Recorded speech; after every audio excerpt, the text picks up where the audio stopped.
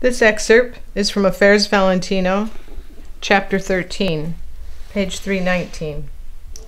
It was about this same time that Beltram Massis returned to Seville, and Rudy began dating not only Vilma Banki, but Polish movie siren Pola Negri. It was no secret around Hollywood that Pola Negri had designs on Rudolph Valentino. After several attempts to arrange an introduction, she finally met him at a costume party hosted by their mutual friend, actress Marion Davies. That night, Pola wore a costume from her starring role in Catherine the Great, and Rudy, arriving with his date Vilma Banki, was decked out in the same toreador suit of lights he wore in Blood and Sand. A few weeks after this initial meeting, Pola and Rudy met once again, this time on the dance floor of the Biltmore Hotel. They returned to her home where they spent the night together.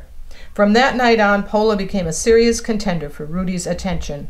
But despite Pola's attempts to publicly legitimize her relationship with Rudolph Valentino, behind the scenes they were on less solid ground.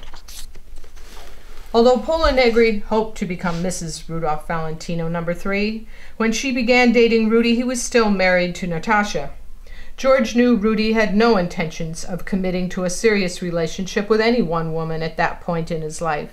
He formed this opinion after observing Rudy's concurrent affairs with Pola Negri and actress Mae Murray.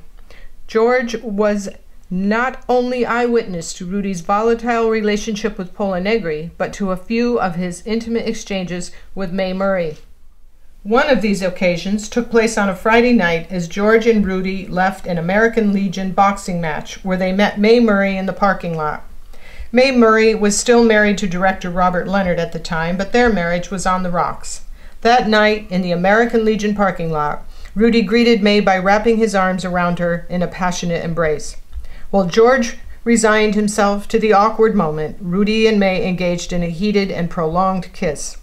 They became so physically engrossed in each other they forgot about George, slipped into Rudy's car, and drove off. George was left standing alone in the parking lot, wondering just how he would get home. Despite Rudy's continuing love affair with Mae Murray, the tenacious Pola Negri spent many nights sharing Rudy's bed at Falcon Lair. It was not long before she packed a bag of her personal belongings, including several negligees, and hung them neatly in his master bedroom closet. George never said a word to Rudy about Pola's part-time residency at Falcon Lair, but her increasing presence about the house infuriated Lou Mahoney. His bitter contempt directed at George was soon extended to Rudy's Polish mistress, Pola Negri.